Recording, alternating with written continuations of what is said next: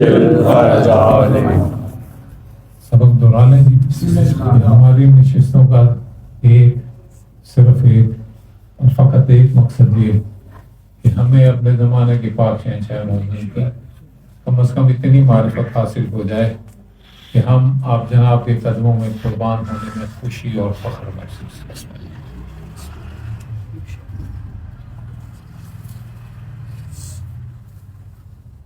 بات ہم جس موضوع پہ چلا رہے ہیں وہ یہ حدیث پاک کہ اپنے زمانے کے پاک امام کی معرفت کی توحید کی معرفت، اس کو ہم ریورس میتھمیٹیکل ایکشن میں دیکھ رہے ہیں کہ توحید کی معرفت ہی زمانے کے پاک امام کی معرفت۔ موضوع بڑا ہی ثقیل قسم کا ہے، لیکن بہرحال آپ کا حوصلہ ہے آپ اس ثقیل موضوع کو برداشت کر رہے ہیں۔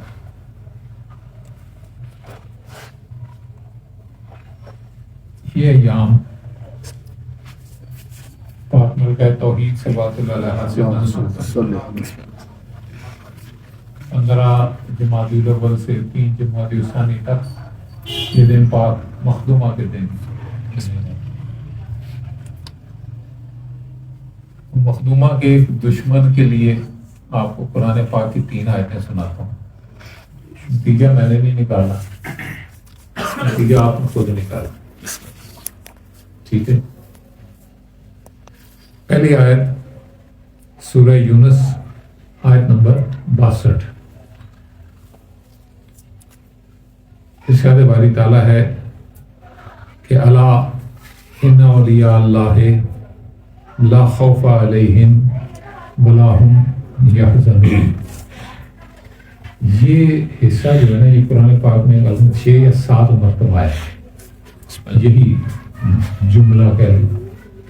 یہاں یہ پوری آیت ہے، لیکن بہت سی دوسری جگہوں پہ یہ کسی آیت کا جز ہے۔ مجھے اگر صحیح پیریڈ یاد آیا تو یہ کوئی 1984 یا 85 کی بات ہونی ہے کہ میں نے اس پہ پورا کام کیا، اور میں اپنا پرانا ریکارڈ نکالوں گا تو اس آیت کی وہ ساری چیزیں سامنے آ جائیں گی۔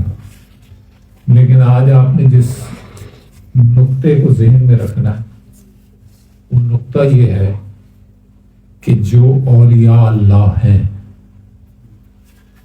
جو اولیاء اللہ ہیں، نہ انہیں کوئی خوف ہوتا ہے، نہ انہیں کوئی حزن ہوتا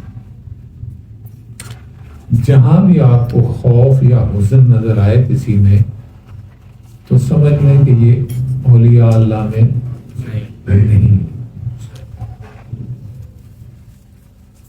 اب شیخوپر ہے، اس بات کو کر ہی دینا چاہیے۔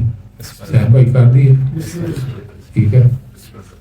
جب اولیاء اللہ کا ذکر آتا ہے نا اس طرح کے آیات میں، اکثر لوگ یہ خیال کرتے ہیں کہ یہ ائمہ تحریم صلوات اللہ علیہم اجمعین کے بارے میں۔ ایسا نہیں ہے۔ ائمہ تحریم صلوات اللہ علیہم اجمعین کے لیے لفظ اولیاء اللہ یہاں استعمال نہیں ہوا۔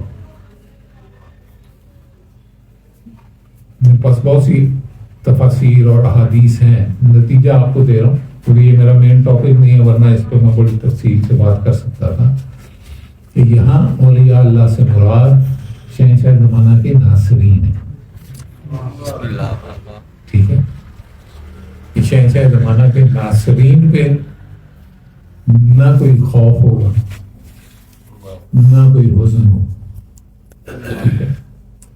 یہ ظہور کے بعد کا منظر ہے، جب خیر سے ظہور ہو جائے گا حالات لوگوں کے لیے پریشان کن ہوں گے، بڑی دنیا کانپ رہی ہوگی، لیکن جو مولا کے ناصرین ہیں نہ انہیں کوئی خوف ہوگا، نہ انہیں کوئی حزن ہوگا. کیسے چاہیے تھے کو جملہ چھوٹا جا چلا ہی دیکھیں. ٹھیک ہے. اب اولیاء اللہ تو ناصرین ہو گئے، تو جس کے ناصر ہیں وہ کیا ہوگا؟ ہے تو آپ سوچیں، میں حالے کے نہیں کر چلنا.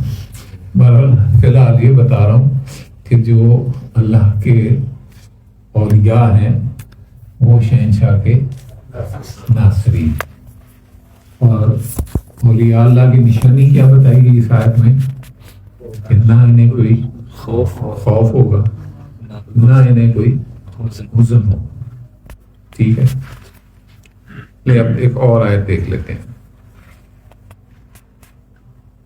یہ سورہ توبہ کی آیت نمبر 111 ہے.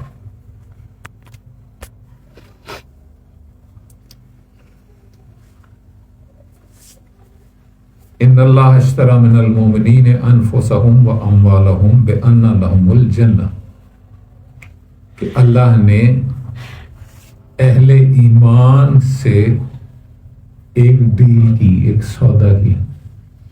کیا سودا کیا؟ کہ ان سے ان کی جانیں اور ان کے مال اپنے لیے لے لی. ڈیل میں سودا دو طرفہ ہوتا ہے، کچھ دیا جاتا ہے، کچھ لیا جاتا ہے. وہ تسی بھی دکان سے سودے کر دے ہو نا، ٹھیک، کچھ لیندے ہو، کچھ دے دیں. ٹھیک ہے. اب خداوند عالم نے یہاں اس آیت میں کیا فرمایا کہ میں نے اہل ایمان سے، مومنین سے سودا کیا، تجارت کی. کس چیز کی؟ کہ میں نے ان سے ان کی نفس اور ان کے مال یہ دونوں لے لیے. اس کے بدلے میں کیا دیا؟ انہیں جنت دے دی. ٹھیک ہے. بے شک اللہ نے اہل ایمان سے ان کی جانیں اور ان کے مال ان کے لیے جنت کے عرض خرید لیے. وہ اللہ کی راہ میں قتال کرتے ہیں سو وہ حق کی خاطر قتل کرتے ہیں اور خود بھی قتل ہو جاتے ہیں. ٹھیک ہے. قتل کرتے بھی ہیں، قتل ہو بھی جاتے ہیں. اور اللہ اپنے ذمہ کرم پر پختہ وعدہ لیے ہوئے ہے، تورات میں بھی، انجیل میں بھی اور قرآن میں بھی. اور کون اپنے وعدے کو اللہ سے زیادہ پورا کرنے والا ہے؟ سو اے ایمان والو، تم اپنے سودے پر خوشیاں مناؤ جس کے عوض تم نے جان و مال کو بیچا ہے، اور یہی تو زبردست کامیابی ہے. خلاصہ اس آیت کا یہ ہے کہ خداوند عالم نے مومنین سے دو چیزیں لے لی، ان کی جان اور ان مال. اس کے بدلے میں نے کیا دے دیا؟ جنت دے دی. اور وہ اس سودے پر خوش ہوتے ہیں. یہ ذہن میں رکھیں کہ مومنین کی جان اور مال کس کی ملکیت ہو جاتی ہے؟ اللہ کی. اور مومن کو اس کے بدلے میں کیا ملتا ہے؟ جنت. مومن نے کیا بیچا؟ جان و مال. بدلے میں کیا لیا؟ جنت. ٹھیک ہے. اب پہلی آیت میں آپ نے دیکھا کہ مومن کی نشانی یہ ہے کہ وہ نہ خوف کھاتا نہ اس پہ حزن طاری ہوتا. اس آیت میں یہ کیا دیا؟ سودا ہوا، مومنوں سے جان و مال اللہ نے لے لیا اور ان کو اس کے بدلے میں جنت دے دی. وہ مومن قتل بھی کرتا ہے، خود بھی قتل ہو جاتا ہے، لیکن خوف زدہ نہیں ہوتا کیونکہ اسے پتا ہے کہ اس کے اللہ کا وعدہ سچا ہے. ٹھیک ہے. یہ دو آیتیں آپ نے سن لی. اب تیسری آیت سنیں اور چسکا لیں. یہ سورہ توبہ کی آیت نمبر 40 ہے. سورہ توبہ آیت نمبر 40.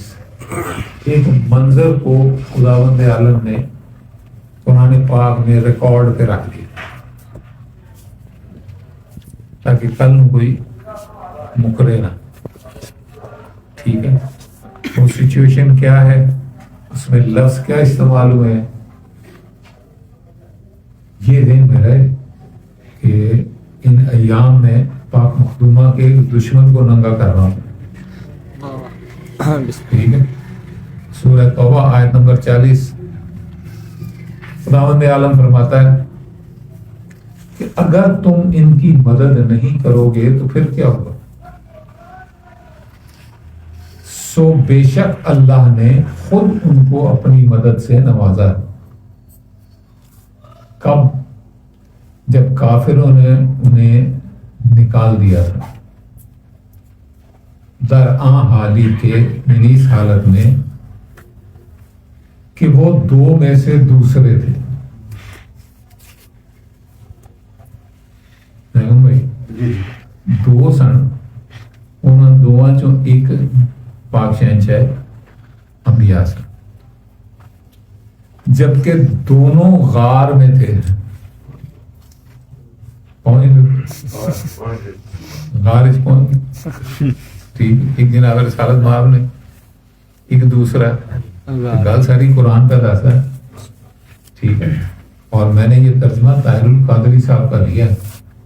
اگر میں ابو محمد صاحب کا یا احسن زیدی صاحب کا ترجمہ لیتا یا مقبول احمد کا تو وہ بڑا کرارا ترجمہ. میں نے فرقہ واریت سے ہٹ کے طاہر القادری صاحب کا ترجمہ لیا کہ اگر دل کسی کا دکھے تو ذمہ دار طاہر القادری ہونا ہے نا. ٹھیک ہے, دونوں غار میں تھے جب شہنشاہ انبیاء اپنے ساتھی سے فرما رہے تھے لا تحزن, لا تحزن. اس کا مطلب یہ ہے کہ جن پہ حزن طاری ہوتا ہے وہ ولی نہیں ہوتا, یہ وہ نہیں ہے. کیوں؟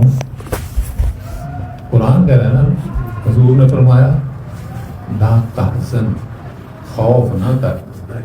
ٹھیک ہے, تو وہ آیت کہ الا ان اولیاء اللہ لا خوف علیہم ولا هم یحزنون, کہ اولیاء اللہ پہ حزن نہیں ہوتا. تو یہ اولیاء اللہ سے تو نکل گیا نا. کیا بات, قرآن کہہ رہا ہے اس پہ حزن تاکہ ہوگی. بے شک اللہ ہمارے ساتھ ہے. پس اللہ نے ان پر اپنی تسکین نازل فرما دی اور انہیں ایسے لشکروں سے قوت بخشی جنہیں تم دیکھ نہ سکے, اور اس نے کافروں کی بات کو پست اور فروتر کر دیا. اور اللہ کا فرمان تو ہمیشہ بلند و بالا ہی ہے, اور اللہ غالب حکمت والا ہے. ٹھیک ہے, گیم کیا ہوئی تھی یہ ہماری مجالس میں بتایا نہیں جاتا کیونکہ فساد کا خطرہ ہوتا ہے نا لوگوں میں, اس میں جذباتی وابستگی ہے, اس لیے مجالس میں یہ اوپنلی بات نہیں ہوتی. یہ کلوز سیشن ہے, اس میں آپ کو پوری بات سمجھاتا ہوں. جب ہجرت فرمانی تھی نا, شہنشاہ انبیاء صلی اللہ علیہ وسلم نے تمام مسلمانوں کے لیے یہ آرڈر جاری فرمایا کہ خبردار آج کی رات تم میں سے کوئی اپنے گھر سے باہر نہ نکلے. آرڈر کی جائے کرو نہیں نکلنا. ٹھیک, اب حکم یہ ہے کہ گھر سے باہر نہیں نکلنا. شہنشاہ انبیاء نے اپنے بستر پہ مولا میرے کائنات کو سلایا. وہ ہمارے ایک ذاکر تھے ناصر کوثر, یہ آپ کے قریبی فروخ آباد کے رہنے والے. ان کا ایک قصیدے کا شعر کا مصرع مجھے بڑا پسند ہے. وہ شب ہجرت کو ڈسکرائب کرتے ہیں کہ بے خبر سو گیا زندگی بھر جسے ایک بھی رات سونے کی عادت نہیں.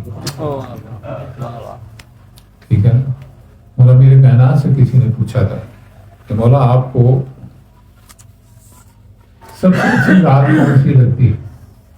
تو شہنشاہ فرماتے ہیں شب ہجرت، کہ میری زندگی میں وہ ایک ہی رات تھی جب حکم رسول کے تحت میں سو گیا، ورنہ میں رات کو سوتا نہیں تھا.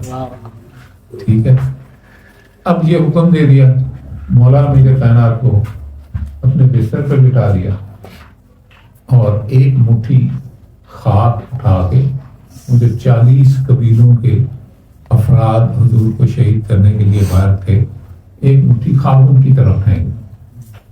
ٹھیک ہے، اور وہ سارے جسے کہنا چاہیے نا اندھے ہو گئے، مجھے کچھ نظر نہیں آیا کہ کیا ہو رہا ہے.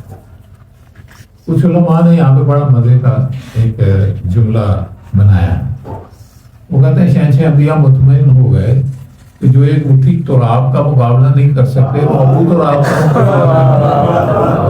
مولا صاحب الزمان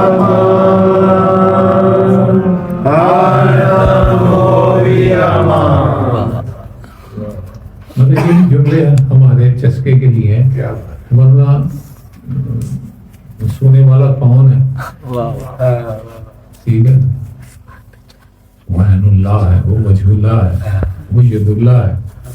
ٹھیک ہے، ٹوٹے ٹوٹے کر کے کیا گئے وہ وہی ہے. اس کو کون کچھ کہہ سکتا ہے؟ یہ تو اس کا اپنا اختیار ہے کہ وہ اپنے اوپر کوئی دکھ یا تکلیف پسند فرما لے، کسی ہتھیار کو اجازت دے دے چلا میں زخمی کر لے تاکہ لوگ دھوکے چی رہن کہ میں کون. بہرحال جب باہر نکلے نا شہنشاہ انبیاء اور گلی کا موڑ مڑے ہیں تو آگے ایک اونچی داڑھی والے بابا جی تھے. اس کی پوری ذمہ داری، تاریخی ذمہ داری سے اس کا سٹرکچر بتا رہا ہوں. اونچی داڑھی والا سمجھ گئے نا؟ سرکار نے جو پوچھا ہوا تم وجہ کی کرنا ہے، وہ کہتا جی میں بس ایویں کھلو گیا سا کہ رات ہے دشمن آ گئے نے تمہیں کتے میری لوڑ نہ پی جائے. سرکار نے فرمایا چل میرے نال ہی چل پھر. سرکار لے گیا ہمارے سور میں تشریف لے گئی. ٹھیک ہے، اس آیت میں خدا عالم فرما رہا نا کہ میں نے خود اپنی قوت سے ان کی ایسی چیزوں سے حفاظت کی جس کو وہ دیکھ نہیں سکتے تھے. اب مکڑی نے وہاں غار کے بعد جالا بنا دیا. ٹھیک ہے، کبوتر نے اس میں 2 انڈے دے دیے. کبوتر 2 ہی انڈے دینا جی، 3 کدی نہیں دیتا. کبوتر ہمیشہ 2 انڈے دیتا، اس نے 2 انڈے دے دیے. باہر اچھا کھوجی جانتے ہیں؟ کھوجی کون ہوتے ہیں؟ جو سراغ لگاتے ہیں پیروں کا نشان دیتے ہیں. تو وہ مکے والے جو تھے وہ بہت بڑے کاریگر تھے. انہوں نے کرموں کا کھوج لگایا اور غار کے باہر پہنچے. جب غار کے باہر پہنچے اب ان کی آوازیں اندر آ رہی ہیں. وہ کیا کہہ رہے ہیں ایک دوسرے سے کہ قدموں کے نشان تو یہیں تک ہیں، لیکن غار کے دروازے پہ مکڑی کا جالا ہے، کبوتری نے انڈے دیے ہوئے، یہ کوئی نعوذ باللہ شہنشاہ کی طرف اشارہ کرتے ہیں، یہ اس کا کوئی جادو ہے. اب جب اس کنفیوژن میں پڑے نا، اس کنفیوژن کا توڑ کرنے کے لیے اندر والے نے رونا شروع کر دیا. بار بار سے کیا کہ بھائی اسی اندر ہی. ٹھیک ہے، اب پھر وہی بات ہے چونکہ اس کی بنیاد پہ ایمان نہیں ہے، وہ دنیاوی چیزوں کے آسرے میں پھر رہا. جبکہ اللہ کیا فرما رہا ہے کہ میں نے ایسی قوتوں سے ان کی مدد کی جس کو وہ دیکھ نہیں سکتے تھے. اب یہاں پہ وہ ایک سپیکر لگا کے پوری سپیڈ میں بھی ان کو آوازیں دیتا تو آواز باہر نہیں جانی تھی. اللہ نے اپنا حفاظتی نظام آن کیا اور ٹھیک ہے. اب یہاں بھی شہنشاہ انبیاء نے اسے کہا لا تحزن کھپنا پا جوڑانا پا ڈرنا خوف نہ. ٹھیک ہے. بہرحال وہ وہاں سے چلے گئے. میں نے تفاسیر میں یہ بات خود پڑھی کہ ایک فرشتے نے کہا کہ پروردگار اتنی کچی سیکورٹی وال بنائی مکڑی کا جالا. پروردگار نے اس فرشتے کو اجازت دی اچھا جا اور اس جالے کو توڑنے کی کوشش کر. وہ فرشتہ آیا اور اس نے اپنی پوری قوت سے اپنے پر اس مکڑی کے جالے پہ مارے. پر جڑ گئے, جالے نو کھ بھی نہیں آیا. ٹھیک ہے. یہ ہے وہ اللہ کی قوت جس سے اللہ نے فخر سے فرمایا میں نے ایسی قوت سے حفاظت کی انہیں سمجھ بھی نہیں. بہرحال اس واقعے کا ایک اور اگلا حصہ ہے. یہاں یہ آیت کا سسٹم تو ختم ہوتا ہے, وہ علی شاہ جی کو سنانا ضرور ہے. کچھ چیزیں جو بکھا ایکشن مارے سن نہ کہنا سنا دے کیوں اس کا سنسی سب سے پہنا جا گھراں ہے سن گھراں ہے. مدینے والوں کو خبر مل چکی تھی کہ شہنشاہ تشریف لا رہے ہیں. مدینے والے اپنی کیلکولیشن میں مدینے سے باہر استقبال کے لیے روز صبح آ جاتے تھے, شام تک انتظار کرتے تھے. اب انہیں نہیں پتا تھا کہ سرکار نے 3 دن کا سٹے کیا غار ثور میں, ورنہ وہ 3 دن بعد آتے. وہ 3 دن مسلسل آتے رہے.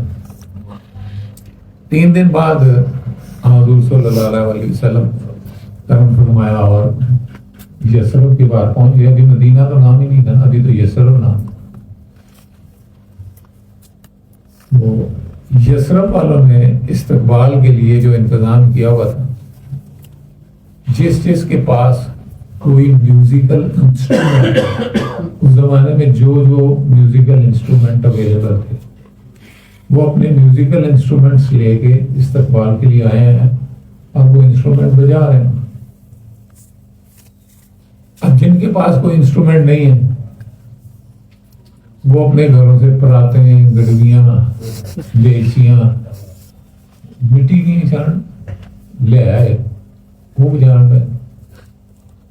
اب جس کو کوئی گڑوی شڑوی نہیں ملی وہ کھجور کی ٹہنی پکڑ کے نا سوکھی, اس کو اوپر نیچے کر کے چھن چھن کی آواز نکالتا تھا. نہیں, ہر بندہ کوئی نہ کوئی میوزک بجا رہا تھا. اب بابا جی حضور سے کہتے ہیں یا رسول اللہ کتنا بڑا گناہ پہ کر دیتے, موسیقی تو حرام ہے, انہوں نے روکو, انہوں نے منع کرو. شہنشاہ انبیاء کا جواب انہی لفظوں میں تاریخ میں لکھا ہوا. سرکار نے اسے فرمایا خوش پہ ہوتے نہیں, تینوں کا دی تکلیف.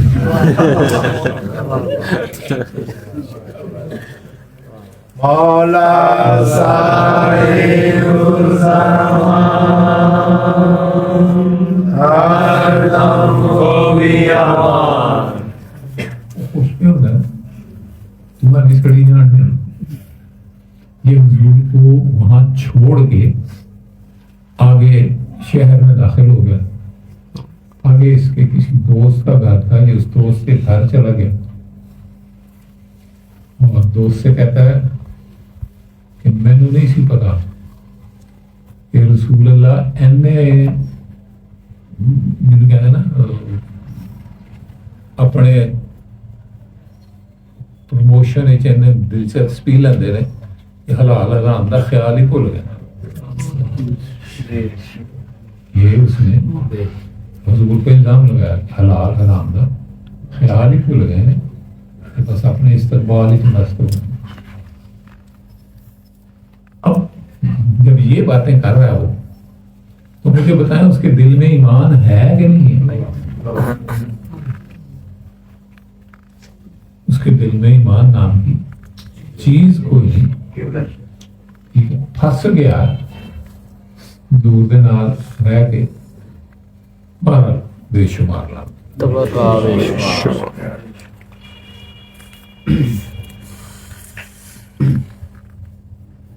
موضوع ذہن میں ہے نا کہ معرفت توحید سے معرفت مولا حاصل کریں۔ پہلے آپ کو سناتا ہوں مفاتیح الجنان میں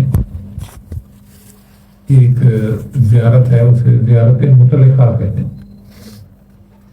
کریم کربلا سدا سلامت رہیں، آپ کی لیے زیارت۔ ایک جملہ 6-7 جملے میں نے لکھے ہیں، تو میں نے زیارات پہ پورا کام کیا ہے اور کوئی 100 صفحے سے زیادہ کمپیوٹر میں نے زیارات کے وہ جملے کمپوز کیے ہیں جو پاک خاندان کی عظمت کے گواہ ہیں۔ ٹھیک ہے، ایک جملہ سناتا ہوں آپ کو، ان میں نہیں ہے یہ جملہ، مولا میرے کائنات کی زیارت میں۔ اس میں لکھا ہوا کہ جب مولا کے حرم میں داخل ہوں تو حرم میں داخل ہوتے ہوئے یہ جملہ کہیں کہ پروردگار میں اس حرم میں داخل ہو رہا ہوں جو تیرا حرم ہے۔ ہذا حرم حرمک، یہ حرم تیرا حرم ہے۔ ٹھیک ہے، بہرحال وہ اس طرح کہتے ہیں پورے 100 سے زیادہ صفحات ہیں زیارات کے جو کمپوز کیے ہوئے میں نے اپنے سسٹم میں، چسکے لگا رہنا جو کچھ تعمیر پیش کر دیں۔ پہلا جملہ مولا کریم کربلا کے فضائل میں زیارت میں یہ جملہ ہے کہ اللہ عز و جل آپ جناب کے ذریعے سے جو چاہے لکھتا ہے، جو چاہے مٹا دیتا ہے۔ یہ لکھنا مٹانا کہاں پہ ہے؟ لوح محفوظ پہ لکھنے مٹانے کی بات۔ یاد کریں جب جناب جون علیہ السلام کو مولا کریم کربلا نے فرمایا شب عاشور کہ آپ کا نام چونکہ لوح محفوظ والی فہرست میں نہیں ہے، اس لیے آپ بسم اللہ کریں اور جائیں اپنے بڑھاپا اپنے خاندان میں گزار لیں۔ آپ کا نام لوح محفوظ کی فہرست میں نہیں ہے۔ کون بتا رہا ہے؟ زمانے کا امام بتا رہا ہے۔ جناب جون آگے سے کیا کہتے ہیں؟ پہلے تو وہ کہتا نا چڑا، زبردست قسم کا چڑا، کہتے ہیں ہاں مولا آپ سید ہیں، آپ آل رسول ہیں، آپ کا خون خوشبودار ہے، میں حبشی ہوں، میرا خون بدبودار ہے، آپ کہاں پسند کریں گے کہ میرا بدبودار خون آپ کے خوشبودار خون میں شامل ہو جائے؟ آپ اس لیے مجھے بھیج رہے ہیں، لیکن دیکھ لیں یہ لوح محفوظ کیا چیز ہے میں نہیں جانتا، مجھے اتنا پتا ہے کل میں نے آپ پہ قربان ہونا ہے۔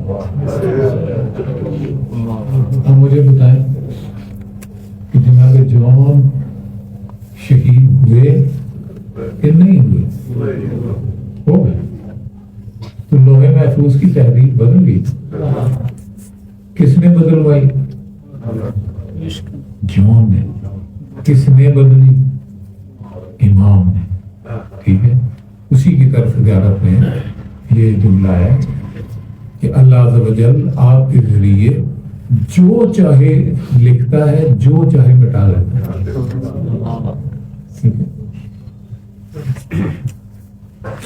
اب یہاں پہ جناب جون کا ایک منظر بڑا عجیب ہے۔ جناب جون نے کہا تھا نا کہ آپ نہیں چاہتے کہ میرا بدبودار خون آپ کے پاک خاندان کے خوشبودار خون سے مل جائے۔ اس کا جواب مولا نے کیا دیا؟ جناب جون کو گنج شہداء میں لٹایا، ٹھیک ہے، جناب جون کے دائیں ہاتھ کی طرف جناب ہم شکل پیغمبر کو لٹائے، بائیں ہاتھ کی طرف جناب قاسم کو لٹائے۔ جناب جون کا ایک ہاتھ جناب ہم شکل پیغمبر کے سینے پہ رکھا، دوسرا ہاتھ پاک شہزادہ قاسم صلوات اللہ علیہ کے سینے پہ رکھا۔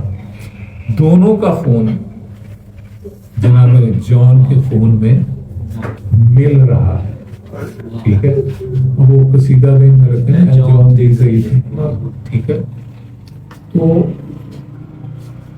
شب 11 محرم کو ایک تاجر آیا اور وہ نینوا میں اس دیہات میں جو کربلا کے باہر ہے اس میں آ کے ٹھہرا۔ تو تاجر حیران تھا کہ یہاں پہ کوئی بہت بڑا مشک کا کافور کا تاجر ہے کہ سارا صحرا کافور کی خوشبو سے مہکا ہوا۔ تو بزنس مین تھا نا، اس کے دل میں آیا جا کے اس تاجر سے ملو تو صحیح۔ اٹھا اور خوشبو کو ٹریس کرتا ہوا خوشبو کی طرف بڑھتا آیا۔ آپ کیا دیکھتا ہے کہ خوشبو کا کوئی ڈھیر مشک کافور کا نہیں ہے، ایک سیاہ رنگ کا حبشی ہے جس کی شہید بدن سے مشک کافور کی خوشبو آ رہی ہے، ٹھیک ہے۔ تو اللہ جو چاہے لکھتا ہے، جو چاہے مٹاتا ہے۔ کس کے ذریعے؟ مولا کریم کربلا کے ذریعے۔ اگلا جملہ کہ آپ جناب کی وجہ سے زمین درختوں کو اگاتی ہے۔ جتنے درخت اگ رہے ہیں زمین پہ کس کی وجہ سے اگ رہے ہیں؟ مولا کریم کربلا کی وجہ سے۔ اگلا جملہ، آپ جناب کی وجہ سے آسمان سے قطرے اور رزق نازل ہوتے ہیں۔ یہاں قطروں سے بارش مراد نہ لے، ٹھیک ہے۔ بارش کے لیے گیس کا لفظ استعمال ہوتا ہے، یکتر کا نہیں، یکتر قطروں میں۔ اب آسمان سے قطرے کون سے نازل ہوتے ہیں؟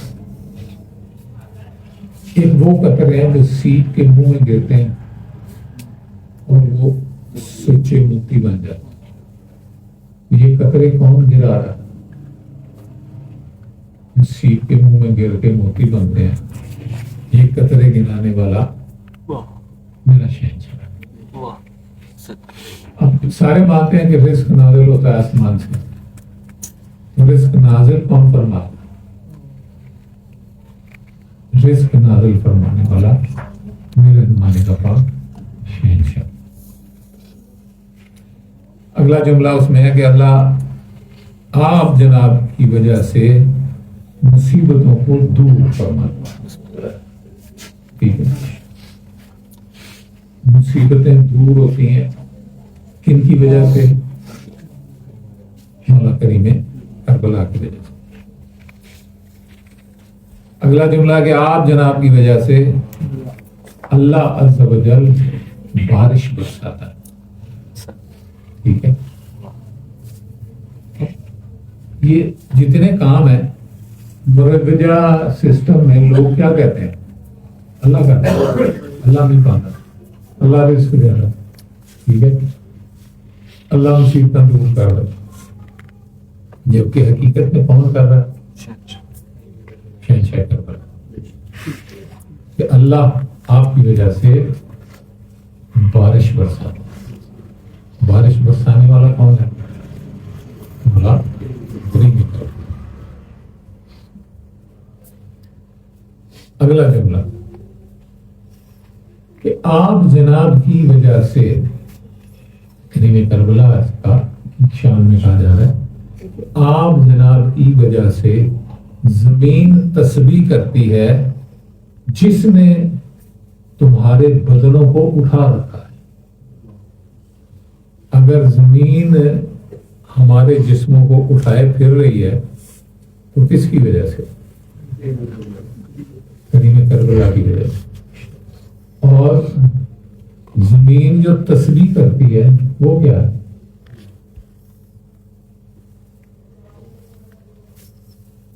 زمین اسی شہنشاہ پہ درود و سلام پڑھتی ہے، یہی زمین کی تسبیح وہ کریم کربلا کی شان میں درود پڑھتی رہتی ہے، اور اسی کے صدقے میں ہم سب کو اپنے سینے پہ اٹھا کے بیٹھی ہوئی ہے۔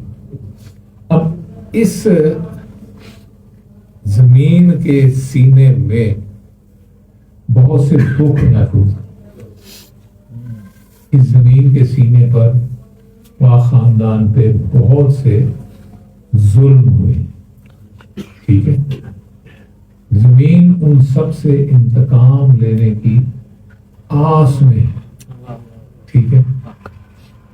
تو اب انتظار کس کا ہے؟ کہ زمین کا مالک آئے اور زمین کو اجازت دے دے، ٹھیک ہے۔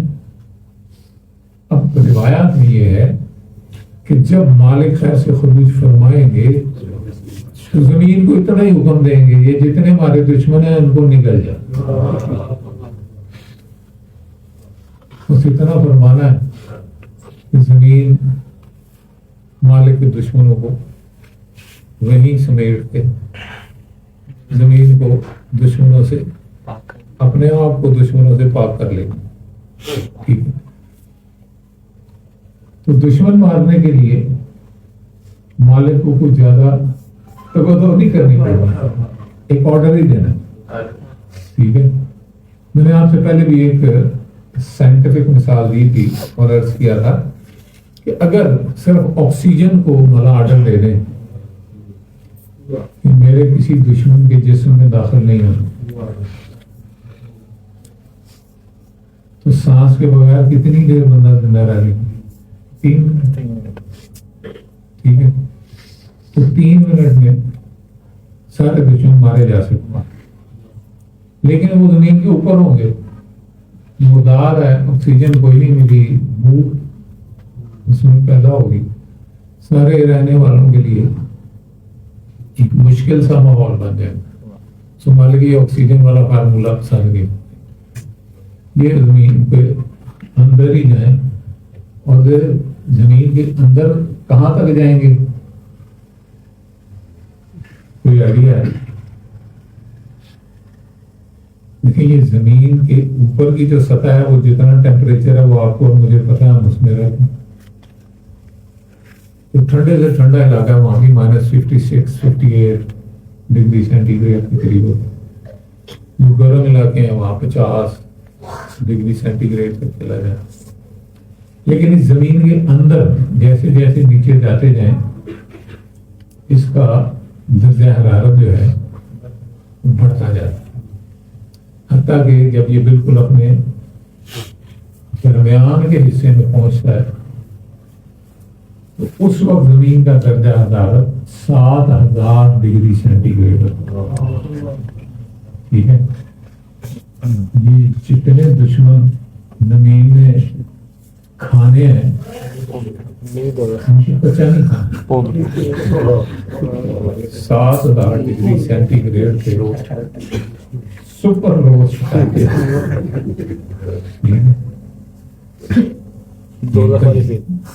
دوزخ والی فیل بھی تھوڑی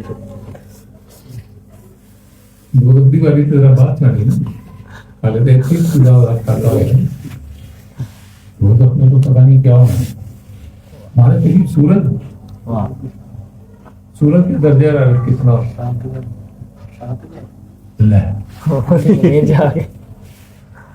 سورج کے کولر لایا 1,00,000 ڈگری سینٹی گریڈ، ہائیڈروجن بم کے دھماکے ہو رہے ہوتے ہیں، فاجی ہوتے ہیں، فیشن دونوں چل رہے ہوتے ہیں۔